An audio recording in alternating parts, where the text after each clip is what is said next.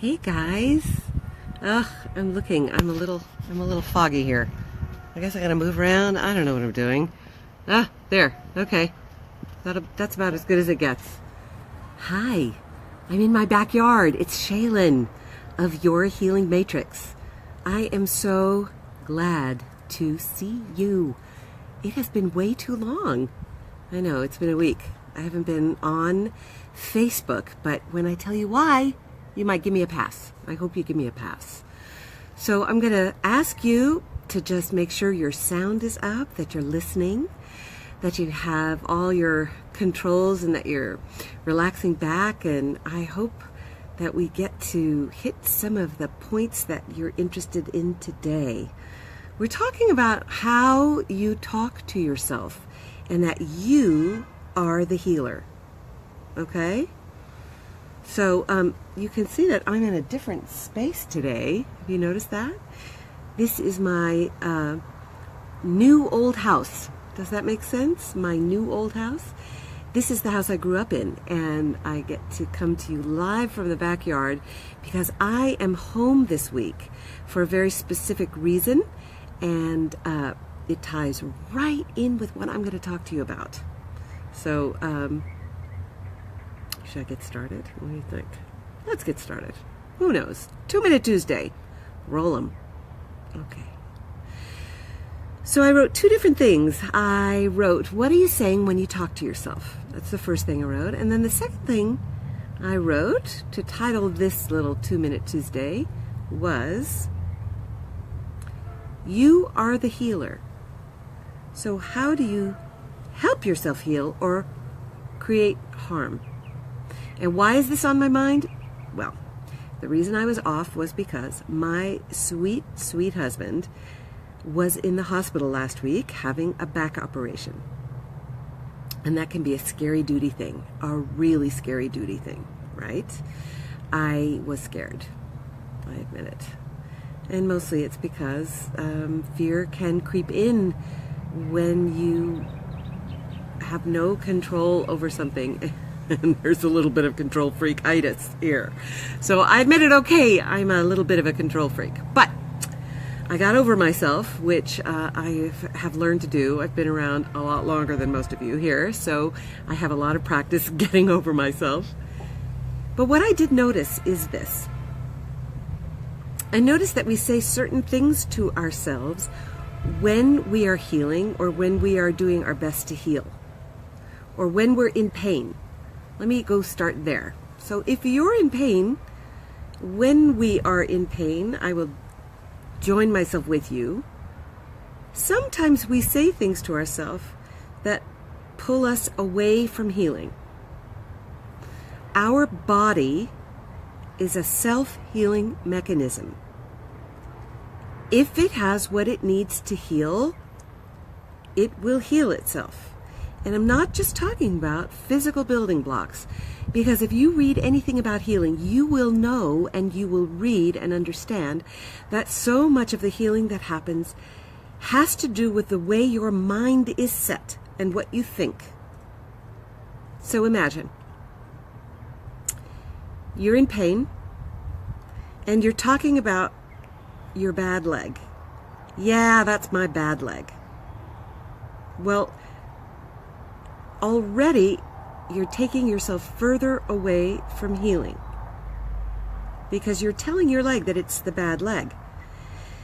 And as much as you don't like to think about this, what you say to your body hears and responds to. Okay? What you say to your body hears and responds to. So my sweet husband was saying, oh yeah, that's the bad leg, that's the bad leg. Because I was massaging his calf in the front of his leg, right? And I said, oh, no, this is not the bad leg.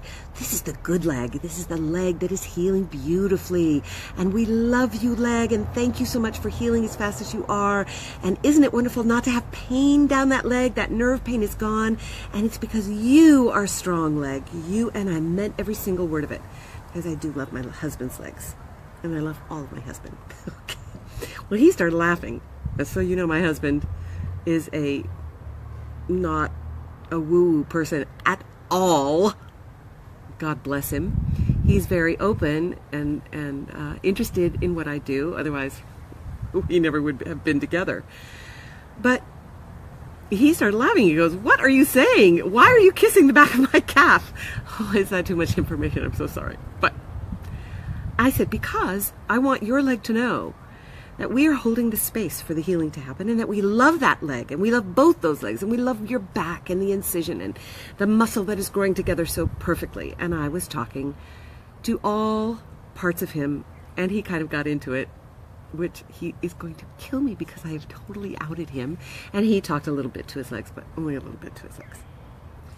But all that can do is help, because what you're doing is creating a positive space for the healing to happen. What is healing? Oh, not healing. What is being a healer? Being a healer is holding the space for the healing to happen. That's what I do. I hold space for healing to happen. Create the space for the healing to happen, and you do it too. You do it too. So take a tip from me. And if you don't believe me, let me tell you. I have a dear, dear friend who works with virtual reality and has created some marvelous things, and had a meeting with a big corporation, a company that creates virtual reality for phantom limbs. Now, what happens is sometimes when a person has had an arm or a leg amputated, or any part of their body, they will get a sensation in that limb. They will feel deep pain. They will feel that it itches. They feel all kinds of things in that phantom limb. And nothing anybody can do or talk to them, well, besides hypnosis, and that often works, but nothing that anyone can say to them changes that. But this company has created a virtual program that when you put the goggles on and you have nerve pain, you look down to the part of your body that is no longer there, and through the virtual reality, you see your arm or your leg that is feeling that phantom pain. And what happens? It evaporates. It doesn't itch anymore. It doesn't hurt anymore. You see that arm, you see that leg, you see the finger, whatever, and the pain disappears. That's a heck of a connection, right? So if we can do that with virtual reality, then we know that the mind is capable of doing a lot of the healing work. And it really depends on what you say and the images you see in your body. When we go to heal, we want to recreate the healthful state. You tell your body, let's return to health. You don't want to force it to do anything. The body knows perfectly well how to get healthy. And you speak to that part. I hear you. I hear you. I feel you in pain. Tell me what I can do. What do you want me to do? Back or leg or arm? I'm listening. Your body is ultimately very wise. And your mind is wise too, when the ego is not controlling it. So put a little woo-woo into your life. I'm inviting you. And if you have some pain, let's say you have some shoulder pain, why don't you say, I feel you.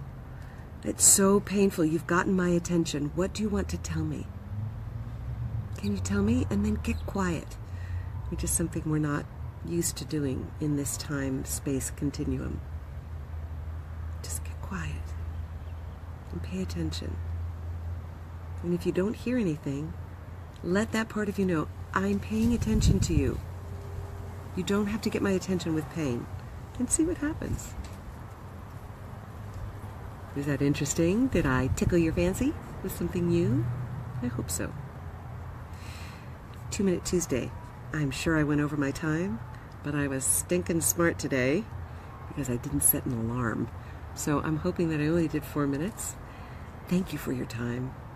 You're so important to me.